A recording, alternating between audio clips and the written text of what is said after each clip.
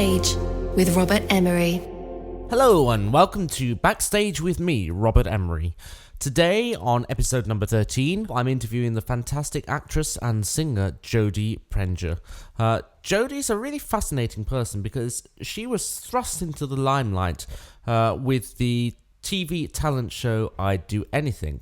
But unlike a lot of the talent show hopefuls, she's actually managed to carve a really successful career for herself. She's a lovely lady. She's currently working with the National Theatre, and a big thank you to the National Theatre for setting up this podcast.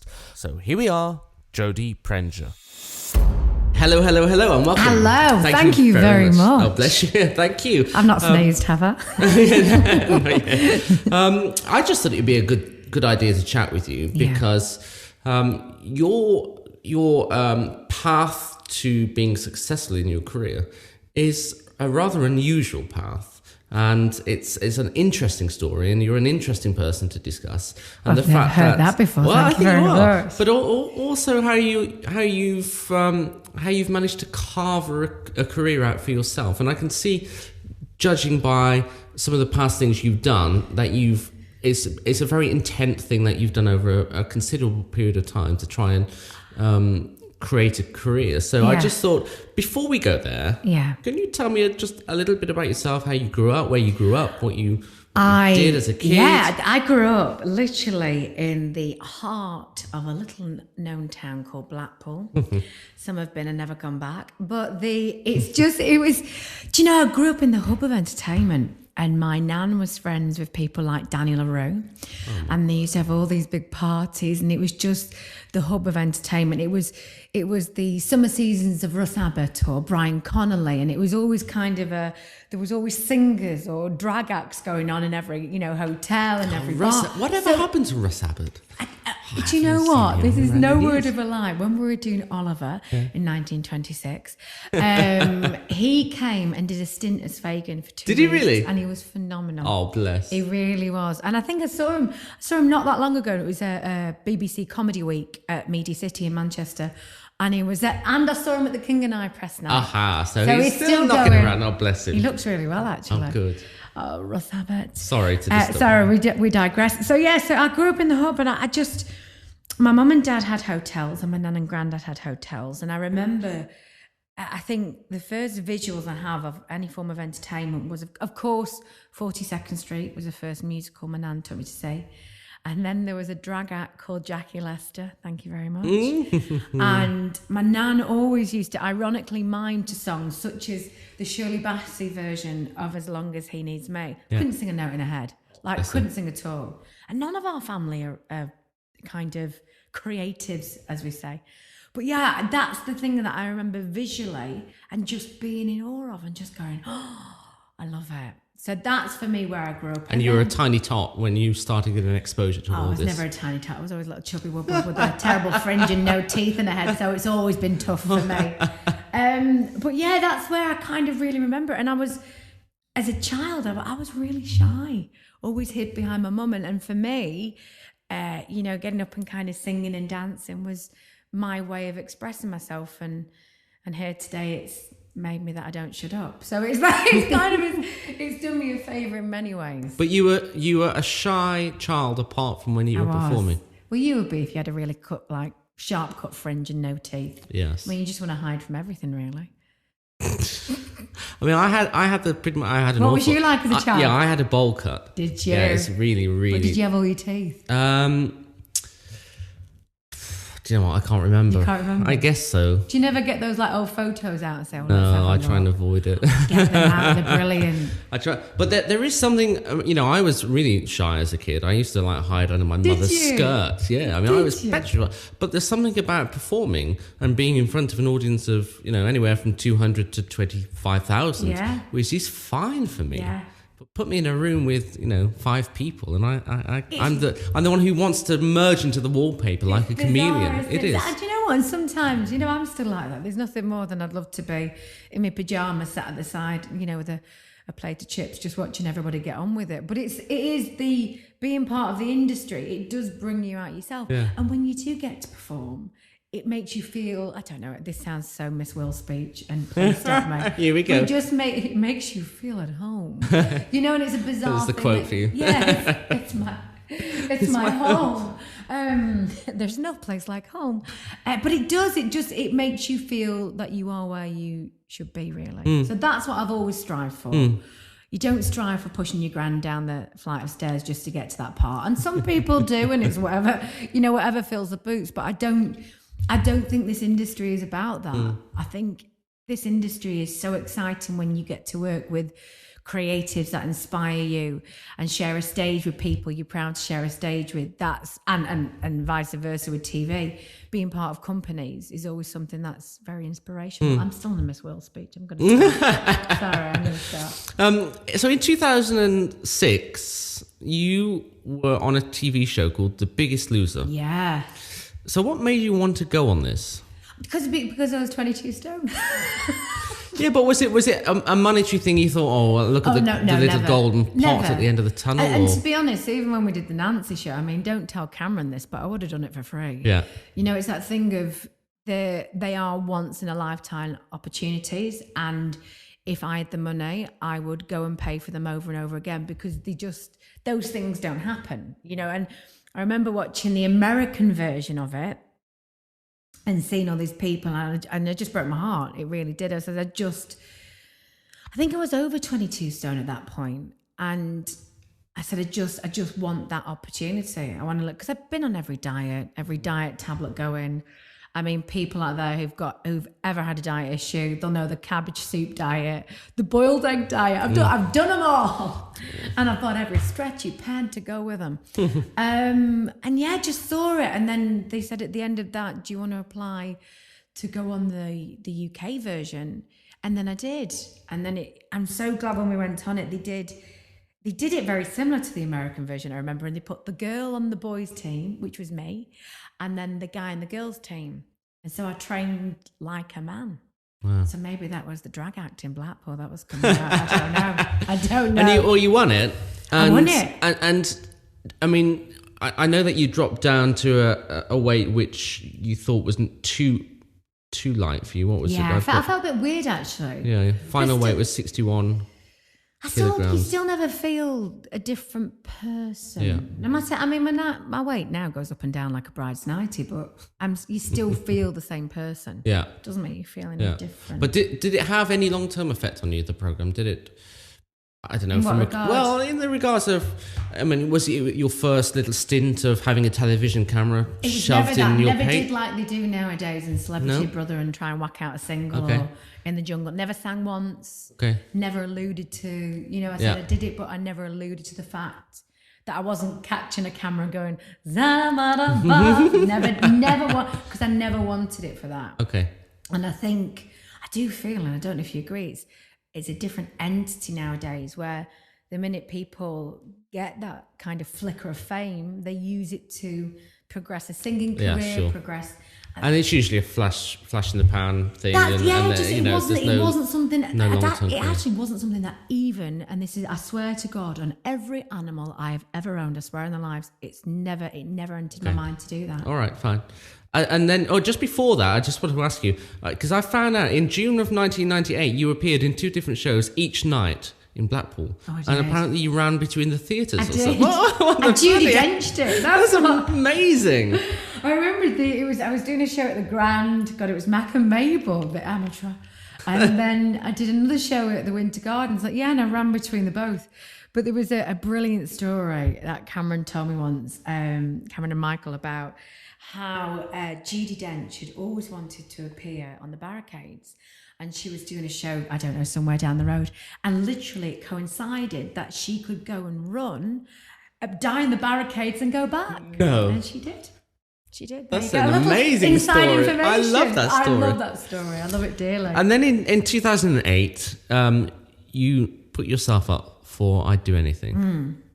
And, that must be the thing which changed your life around considerably. It did. But I had an interview not long ago, and I was thinking, I think they asked the question, where was your first ever audition? And I went, hold on a minute. The first ever audition, it wasn't for musical theatre. It was actually for the National Youth Theatre. And sadly, I used to go to not sadly, it was lovely, apart from a couple of girls. I used to go to an all-girls school. So I played every male part going. I have been Master of the House. I have been the Phantom. I've been that. I have literally played every. I would love to see you as the Phantom. Coco and the Mikado. Oh, she was all there. She was there. And then it was just, at the time, there wasn't as many kind of drama schools. I think I actually applied for Sylvia's. I didn't get in. Oh. And then, But you got into the National Youth Theatre. I got into the National Youth, and that really, being part of that whole family, made me go, I just totally, utterly adored that. And that for me was changing in the way that I think it was then I knew what I wanted to do. I wanted to be part of that. And then going back home, it was always kind of like you couldn't really find a true path to get there. You know, I didn't want to go away from my home. I didn't want to leave my mum and dad. I didn't want to leave my animals, and that's honest to God truth. I tried so much to get into the West End, and it just didn't work for me. And then it was actually on the radio that my mum heard an interview, like an advert, I should say, really, saying if you want to go in for the Nancy show, apply. And that's what happened, really. And that was the pinnacle moment. Yeah, that was the catalyst. Catalyst that kind of was like, you know, here we are. And it was amazing. It's stressful, yes, but those shows are absolutely exceptional. And I hope Andrew does some more of them, because they carve careers. And they're not flash in the pans. They're not you got to get a gimmick and then you're gone. They really are magnificent shows. And I mean, I've never been on one. I've never had anything to do with them, so I don't know how they run. But would you do one if there was one for composers? Would you kind of go on and? No, I wouldn't. Why? What's wrong with your music? It's shit. No. Do you know what? I'm lucky enough that I got too much work. I turn it down, and I'm just. Do you write stuff yourself? I do. I do. What have you done? I don't know. Go and tell me about yourself. I do. I do mostly work in continental Europe. I do. They pay better over there. Oh, do they really? Oh yeah, for sure. So I wrote a musical. Who pays the best? Well, Switzerland okay, do very well. Well, they got good banks there. They do. Germany does very well as well. Oh. But you know what? They spend a lot of money on the arts. You know, in Germany, for instance, they, not to digress too much, but they each canton has its own essential budget for the arts, really? And they can choose how to spend it. And when necessarily here they're cutting so much. I know. It's a nightmare. Anyway. It is a nightmare. So I love composing, but I don't think I'd ever do one of these shows just because I don't need it. It needs, you know, that opportunity should go to somebody else who is younger than me. The thing is, with those shows, it doesn't matter on age. I mean, technically, I was 26 at the time, and I was considered the old tart. But I think sometimes what they can do, and say if your music, you know, you believe in that music, and I believe that I so wanted to be on the West End. I think going and worth taking the risk of exposing yourself is a risk worth taking. You know, if you want your music to be heard by the masses, you know, not necessarily just in Germany or not necessarily in Switzerland, it's something that when it's done right, like the BBC do it, it's something that can unearth something and just open doors in many ways that you'd never dream of. And that's what I'm saying. It's just, I mean, you look at Jessie, who was on the show, beautiful girl doing films, and it's amazing. I cried when she did The Rose. It was amazing. Yeah. And like Sam on Broadway, and Rachel and Come From Away, and Ashley's got her own. It's not just, you know, people. But there's still a competition element to it, and it really didn't. I know. It didn't feel like that. I mean, it must have felt like that to some extent. I never thought I was going to win.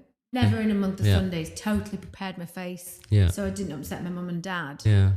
But then there was already when we did those shows, and obviously everyone goes to the BBC bar afterwards, and there's always I'll tell you a story, and this is so silly. I thought because in shows and in TV they call it the rap party. But I used to think they said the rat party. Oh, the rat! I was just going to say it was the rat party. But yeah, there was already talks about. You know, if I didn't win it, there was already talks about other shows coming in. Sure. So it just doesn't go. Like you say, I wouldn't do it, but how do you know that by not doing that, you'd have a show on Broadway next year? Yeah, that's very true. We're not here for the longest time. No, I know. Yeah, maybe you're right. But sadly, there isn't. There isn't enough time. one. Well, there isn't enough time. And who knows? Well, casting are getting the BAFTA nomination now, so it's all going on. So aside from your work on the stage, and we're going to talk in a minute about the National Theatre and why we're meeting today, but I see you also do stuff like, you guest spot on BBC Radio 2 when Paula Grady and Elaine Page are... I do. I haven't done it for the longest time because I've always been working, but I always go and read the addresses out for them and stuff. But Paul and Malcolm Prince are just two of the most adorable men. Yeah. Honestly, they're brilliant. So it's always lovely to be part of them. That sort of thing, do you get asked to do it? Do you say to an agent, I quite like to do this? I did. A lot of the things I've never said to my agent, I quite like to do that. They've always kind of come round. And there's a great saying my nan always says, if it's meant for you, it will not pass you by. So I believe in that. Okay. So you do get asked to do. Are you quite a spiritual person? Oh, no. I wouldn't say spiritual. I'm not going to go skip around with a ring of daisies around my neck, waving a crystal up your nostril. But I don't believe everything's regimented. Yeah. And you've clearly got this love of animals. Yes. Why do you not? Because we'll end this conversation here. No, I've got 4 cats, 2 rats, and fish at home. Oh, really? So I love what's animals. Your cats' names? Come on, let me figure out what kind of person you are. They are. The oldest one is Merlin. And Merlin arrived in my house along with my wife. They came as a couple. And then there was little Miss Mulberry. Thank you. Who was my present from my wife when I was away working for a while, and she got me Mulberry as a surprise. Aww. And then we moved to Cambridge, which is where we live now, from London. And we went to a local rescue centre just to look around. It wasn't to get any. That's lethal. Absolutely lethal. The thing is, if somebody says to me, you can't do it, I bet you want to do it more. Oh, that's there it. You go. And I saw this beautiful pair of cats, sisters, and we inquired about them, not to take them home, but just say, how long have they been there? Yeah. And the initial response was not just to tell us information; it was, "Sorry, you already have 2 cats. You can't have any more in your household." Oh no, why? Because they said, you've got 2 cats already. And I said, well, I've got a 5-bedroom house. Yeah. At the time, it was just myself and my wife. Yeah. So that's 1 bedroom down. So I've got 4 bedrooms. So every cat can have their own bedroom. So that was it. I was like, no, damn it. These are my cats. So we took them home the next day. We got them. And they are Partridge and Penguin. Thank you very much. And that's... Pee-pee, darling. Yes, a lovely, lovely putty cat. So... what animals do you have now? Oh gosh, how long have you got? So we've got 4 rescue cows. Cows? Cows. As in moo? As in moo cows. And then, I can't believe I just said moo cows. Do they have names? They do. There is Molly, Timbo, Bullseye and Arnie. Actually, Arnie was, And you live on a farm, I'm guessing. I do have a farm, yeah. And there was this farmers obviously either side of us, and there was a mother cow with 1 horn, bless her, Molly, she's a bit of a diva, that's why I like her. And she came with Timbo, and unbeknown to her, she was pregnant. So I think at the time I was doing Shirley Valentine, and Simon was like, my fella, my fiance was like, it's been born. And I was like, oh my God, what is it? It's a girl. And what colour hair is it? It's got red hair. I was like, oh, we're going to call it Annie. I mean, every animal's named after, obviously, a show or a diva. And then Annie turned into Arnie. So I figured out, as wonderful as my fiance is, he's not good at sexy. No, absolutely useless. So what else do you have apart from cows? We have over 40 chickens. Most of them rescue ex-battery hens. Technically, I have 6 dogs in total. 6? Yeah, my mum looks after majority, and we've got the bigger dog at the farm, and then 2 rescue cats, a rescue parrot, a rescue tortoise. How old's the tortoise? They're about 5. There was an elderly couple, couldn't have them, so they're living their best life. I love tortoises. They're just rocks. I wanted to get one for my little they're just rocks, that poo, to be fair. Really? So, yeah, I was going to say another great. word, but yeah, I held back on that. And how do you, touring is demanding, as very much so. As an artist. So how do you manage to? This is down to your dear other half at home, and a lovely handyman called Phil, who hasn't got many teeth, so you always got to make him soft sandwiches. Okay. I mean, don't give him burnt bacon; he won't be back for a week. Oh, bless him. Fine, no, it's all right. And why do you live on a farm? Why do you have all these animals? Because it's my ultimate. I know we were talking about it before. It's genuinely my ultimate goal to have an animal sanctuary, and that's what I'd love to do. So obviously, it's lovely to keep working because it keeps all my animals in feed.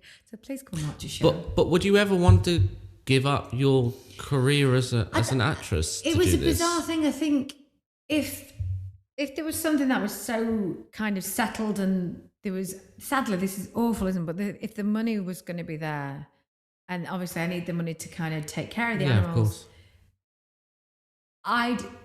There'd be a really kind of heavy question of, could I give it up to care and look after and rescue animals? I probably could. I think sometimes giving yourself out to the greater good is always a good thing. It's almost like being on stage, you know, when you get kind of people in comedy wanting the spotlight, wanting the gag, not allowing other people to have that moment on stage.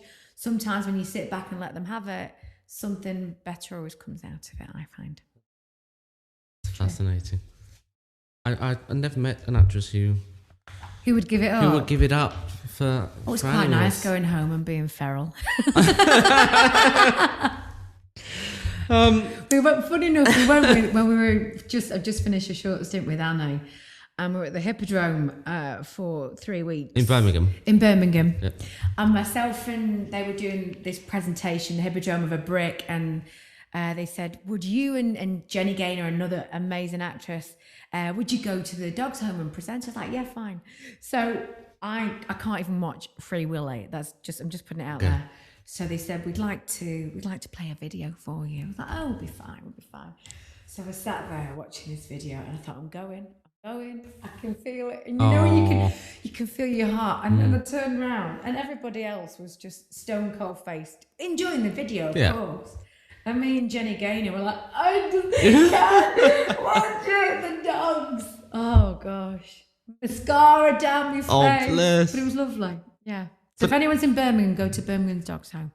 It's lovely. It's my hometown. Is it really? Whereabouts in Birmingham are you from? Well, I'm not really from Birmingham. I just say that to make me sound a bit nicer. I'm from a little village close to Warsaw, which is not very nice, but... There's some lovely parts around there. There are some lovely parts around there.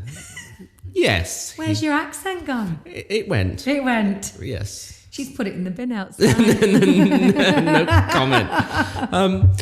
How do you cope with touring? I enjoy it. I think...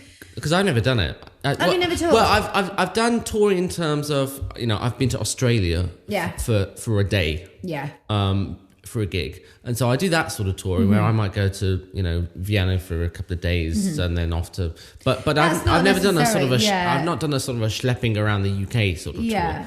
That's not too bad when you do that. I mean, for me, that side of it is mainly when it comes into filming and stuff. But when you tour, you kind of settle down for a week. I mean, don't get me wrong, I did my living in London. I lived in the heart of it all, especially, you know, when you do the Oliver and the One Man, Two Governors. I always call it One Man, Two Knickers, and I'm glad I didn't say that. I just did. You just said it. And you lived in the slap bang in the centre of town when you did that? Yeah, I used to live on the South Bank, which was amazing. Oh, the fireworks. Oh, lovely. Loved it. It was brilliant. But I don't know, for me, for touring, it's easy because I can get home to see my mum. It's easy because I get home to see my family, and my fella's business is all kind of in the north. And I tour a lot, and there's so much going on in Manchester regarding filming. It's like we just did all that years and years there. The new Russell T Davies series. So there's a lot going on in the north. And of course, Channel 4's going to Leeds. And so for me, and for touring, it kind of works for me. When I'm in town, it is more of a schlep to get home. Okay, that's interesting. Kind of see the majority of the people I love. A couple of the ones that I can't really be bothered. That's interesting, because I just always assumed it was the other way around. I just always assumed... No, not for me. London, not for me. Really? I couldn't have my animals in London. I couldn't really fit my 40 chickens in my 2-bedroom flat. But if... you could try. I could try, but don't think... But if an opportunity came, which I'm sure it will do for another contract in town... Of course I would. Of course, you go... It's like, you know, we talked about there are these opportunities that come up, these once in a lifetime opportunities, like the Thelma and the Sunday, like the Shirley Valentine, like the Calamity Jane, all these shows that are just genuinely, Abigail's Party, Beverly, love playing her, and Annie. These shows that you want to go, yeah, I'm going to tick it off because I want to do them. And no matter where you go, you make You that would just do happen. it. And what about this show? So can you tell us about the National? Yeah, Because, I mean, it's incredible, isn't it? Working for the National Theatre. I know, I'm surprised they've had me back. Yeah, because it was brilliant the first time round, obviously, because they went off to Broadway, James Corden and his troupe, and then we came on and played at the Haymarket, One Man, Two Governors. Yeah. And I just loved, it was nice to kind of, again, be part of the National Youth Theatre, and I felt it was lovely kind of through the journey that you. Oh, I hate that word, journey. Oh, I said you it. just said I it. said it. It's like moo cow. I'm just disgusted with myself. But you come through and you work with them, and that was a brilliant collaboration on One Man, Two Governors. Again with a bit of music in, which was great. And then to come kind of again round with Taste of Honey, which is a play that I knew really well and loved. But it's a play, but it's got a band. It's got an on-stage band. There is, I mean, in the actual original kind of production itself, there was a musical element in it. But this is kind of being expanded and kind of, it's almost like saying, we described it as, it's set in the 50s, 1958 to be exact. But like nowadays is shows like the British Bake Off, which kind of have the niche 1950s, but it's obviously not 1950s. Yeah. It has got that element of it. It's not kind of adhered to the era. Set in Salford. Which is where you open, I think. Yes, at the Lowry. And so it's kind of, it's of the era, but it's of the now. That should be in the posters. Of the era, but of the now. Gosh. But are you singing in it, though? Yeah, I'll be singing in it, yeah. A lot? It's quite, that's still to be discussed. We're just going through with Ben now with some kind of... Who's Ben? The musical director. And the kind of, it's a very collaborative piece. So we've already workshopped some music. There was music in it with Amy Winehouse. There was music with Nina Simone, kind of Peggy Lee. So you can kind of grasp what kind of rhythm and they're going for, really. Yeah. Amy Winehouse is a very big influence in this, I have to say. Really? Yeah. That's interesting. Yeah. Have you ever written any Amy Winehouse like? Have you not? I haven't. You've never lived. Not yet. You've never lived. Not what kind yet. of music do you write? Overpays. See, it shouldn't be like that. Don't. No, that's not true. Do it because you love doing it. That's not true. It is true. I can tell by your face because you can't stop nodding. No, I've got a theory. A very old... Well, he's not old. He'd kill me for saying that. He's 28. Do you know Mike Dixon? Do I know Mike Dixon? I adore that man. So, for those of you listening who don't know Mike is... Nobody knows. No. Mike is a musical supervisor. Legend. He's a musical director. Superstar. Yeah. He's a very Amazing nice man. And Mike has supported me, many, many years. Yeah. And one of the first things he ever said to me when I was about knee-high to a grasshopper, he said... Robert, the thing I've got to tell you, one of the best bits of advice I can give to you, which was given to me, is whatever you're working on, you've got to make that your favourite piece of music at the time. True, yeah, and if you can find a way to summon your internal being to make that the thing that you really love working on and that you really love doing what you're doing, then you'll be quizzing and it'll work. And so the only reason why I say I do what pays well, if it's something that I don't like, I won't do it. Yeah. But I don't mind. I really don't want to be pigeonholed, and I guess you don't with the fact of all. You're working now in a play in the National. I know there's singing in it, but it's definitely not a Calamity Jane. I think there's weird. I think I do agree. I think there's like. It's going back to that phrase that my nan says, if it's meant for you, it won't pass you by. I don't think, if I hadn't got the taste all those years ago and always had a love of plays, music was something that I was brought up on. But then if I hadn't have done, I remember doing Thelma and Sunday, one woman show, I don't think I would have had the confidence to then go on and do Shirley Valentine. Yeah. Another one woman show, and then I think if I didn't do Shirley Valentine, I wouldn't have done Abigail's Party. Yeah. And then it kind of, it's that pigeonhole which over here in the UK, it's particularly stronger than over in the US. Whereas if you are musical theatre, you are kind of TV. Yeah. Whereas musical theatre here is like, you can't do No, TV. exactly. So Yeah. it's good to kind of not pigeonhole yourself. But I agree with you, is to love and adore everything you do. Do it because you love it. Yeah. Not because of the pay packet. No. And any producers listen to this, take no notice. You know, I did. I wrote a musical about the last witch of Europe. I think it's Switzerland. Then. Well, it's set in Switzerland, and they built a theatre she for didn't it. go get euthanized, did she? She just bought a one-way ticket and sing. Well, I mean, it's based upon a true story with this lady called Goldie, who in 17 something or other lived in Switzerland, and she was the last person to be killed.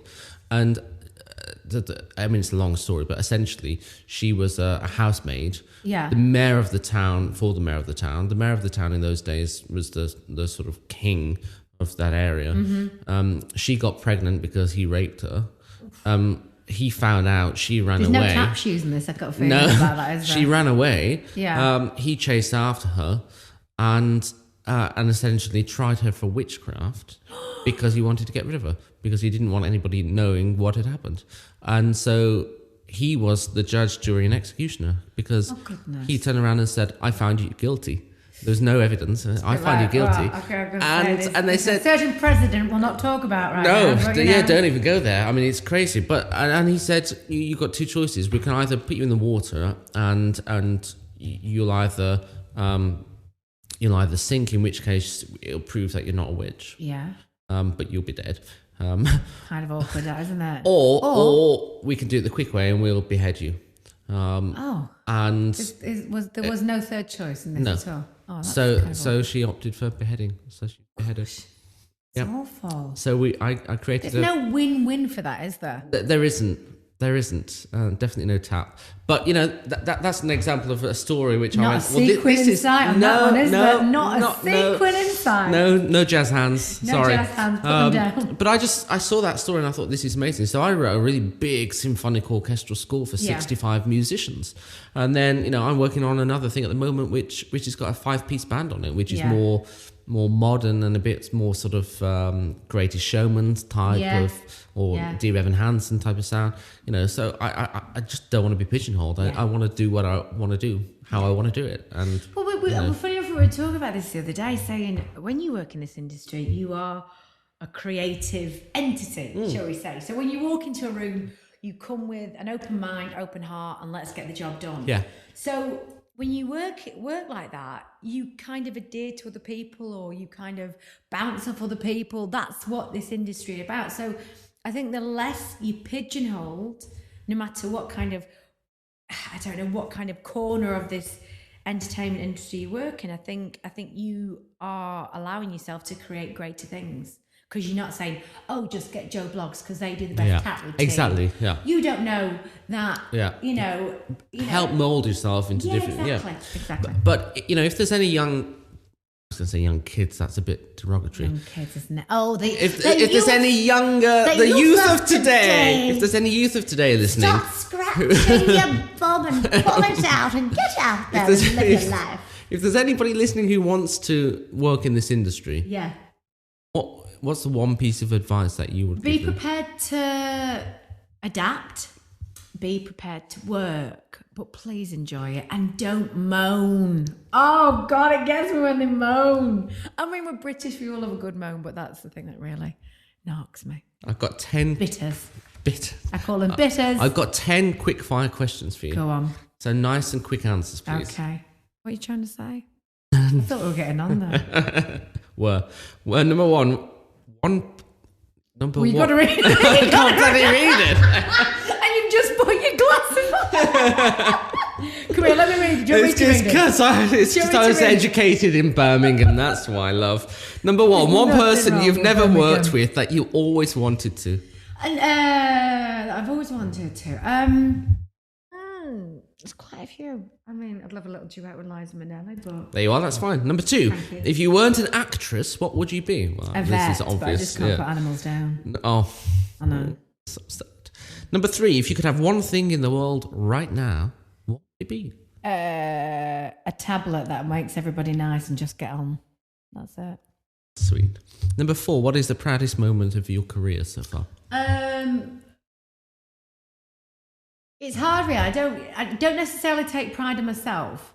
I love it when I remember seeing my mum and dad's face when I won the Nancy show. That's proud for me when I do my family proud. So yeah, Perfect. probably that is the one. Number 5, what's the worst moment of your career so far? The worst. Where do I start? And I'll give you not a clue, but you know, when I asked Peter Polycarpou this question. Oh my God! Yeah, we did Les Mis together. Yeah, and Polly's response was getting fired as the Phantom from Andrew Lloyd Webber directly. I know. So I mean, that's a great one. I don't know if anybody can top that. But the worst moment of your career. Me. Oh, well, give it time. I've got a tendency to fall. So fall as in fall over. Oh yeah, as full in on flat. on And I your don't face. know how I've got there. It's 1, 2, 3, down face on floor. So I've just done it in Annie. I've done it in Les Mis. I've done it in Oliver. I've done it in every show I've done. So they're the worst moments because you don't know how you've got there. And the audience are like, and it's that horrible silent moment. Is she gonna get it? And what do you do? Do you try and stay in character? Do you make a comedy out of it? What do you do? I remember in Les Mis, I was just so proud because it was when I was part of the ensemble. Not when we did it with Peter Polycarpou. I love that man in Dubai. It was part of the ensemble, and I fell down. And I actually got up and was like, don't worry, I'm all right. I don't know why I went so ridiculously northern. It was like I was walking down with pies in my hand. Don't worry. In a performance? Yeah. Everything's fun. But you, just to pause the quick-fire questions, which are not turning out to be very quick. You were in Les Mis after you won the Nancy show. Yeah, so I went to do 4 weeks in the ensemble. So just to kind of learn the regimentation of a show and how it works. Did it help? Yeah, it did. And it was one of those things you think you're going to go in and you think everyone's going to be kind of that West End bitchiness. Yeah. And it wasn't. It was a really lovely family. Well, that's nice to hear. I mean, they're still out there. Don't get me wrong. I'll tell you the names after. And it's a shame. I always think it's a shame like that because this is the industry, especially again, the thing that's just been in the news of late is a Cheer Up Charlie. But yeah, the West End, for me, the first family was Les Mis and forever cherish that. Have you had issues with your career because of how you became a household name and therefore you have other actors who are jealous of that? Then you go, you don't... then I always go, well, yeah, you don't want to sit down and go, well, here's my repertoire. I did the National Youth and I went and did the BTEC and I went and did that. I don't have to do that. And I don't feel that I'm willing to roll my sleeves up and prove my worth and graft with everyone. But I just don't feel that when that bitterness kind of comes through and unearths itself, they're the people that you don't have to explain yourself to. It's their issues are their issues. And it doesn't eat me alive, sadly, it eats them alive. And I just think... I mean, the nice thing about you is that you've got quite a northern attitude, which is this family, take me as I am. I'm here to do my job, work bloody hard, but we're all here to play nice, and it's a very northern attitude. It's a lovely attitude, and I find it slightly bizarre that anybody can try and go against that. I mean, if you walk into a room going, "I am the one who won this competition," then that's a different matter. But totally. That's so not and you. And they need a slap when people do stuff like that. I do not agree with anything like that. But we just, funny enough, and it was only, and I think there's a new thing, whether this Cheer Up Charlie is part of that. When we had the big meet and greet, it was so lovely to hear that the National did a speech going, we are all on the same, playing field. If any bullying is noted, any form of bullying, it's to be made aware of. And I think that's extraordinary because, yes, it does happen in this industry. Yeah. And for anyone who's listening to this, if you do see it happen, or you see yourself doing this, or it's happening to somebody else, tell somebody. Yeah. It's a horrible thing. And I just think... this business is tough enough as it is, so just let's just get on. Yeah, just have a nice time. Why make it harder than it already is? I couldn't agree more. Number 6. Yes. Well, this is not relevant for you, but I've written a piece of music you wish you'd have written, but that's not relevant for you in the slightest. No, I do actually. I do write. I do play by ear. I vaguely read music, but I do actually write a bit of music. Do you? Kind of quite spacey music and stuff like that. Not spacey. That's totally wrong. word, but kind of relaxing music. Really? Yeah. What do you listen to? Everything. My Spotify is like Tourette's. So today it's Harry Connick Jr. Tomorrow it'll be Salsa Celtica. Oh my god. Maybe then going for kind of some classical and Wow, with okay. So all Leon over the shop. Bridges. Yeah. Do you play an instrument? I play the spoons. So is there an instrument you wish you could play? I can play the piano, but if there's a song, we're just working on a song, ain't got fun, and then I can run along with music, but if I hear it, I can give me 15 minutes, I can play it. But is there an instrument that you wish you could play properly? Like an instrument you love the sound of, and you're just like, oh. I love the piano. Is there an instrument you hate?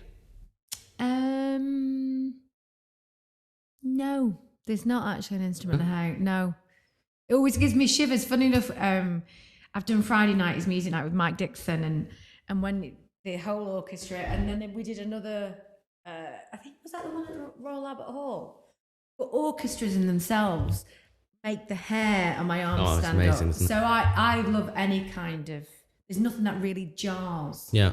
In my ears. Kazoo. Well, kazoo. There you are. Bless you. What's your most treasured possession?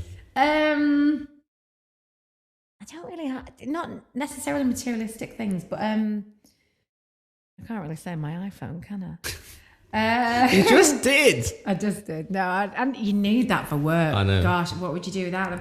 My most treasured possession, my animals, really. It always goes back to them, doesn't it? Sorry, but it does. And last one. Yeah. Oliver or Annie? Girl or boy? Oliver. I've got to say Oliver because it was everything that really kind of, and you can't miss out Annie. She's an orphan. Don't be so horrible. Sorry, it's a cruel one to finish up. Cruel, horrible man. Jodie, thank you very much for your time. Bless you. Thank you very much. Thank you very much. So, for one last time, thank you very much for Jodie. She's a phenomenal lady, a force to be reckoned with. And also thanks to lat56.com. You probably know by now, Lat56 are the luggage company that I use on a day-to-day basis with all my travel. I use their suit carrier, I use their backpack, I use their travel case. And no, it wasn't given to me. I bought it all. I think it's fantastic stuff, and I would highly recommend them to you. So that's lat56.com. But for now, from me, it's ciao for now.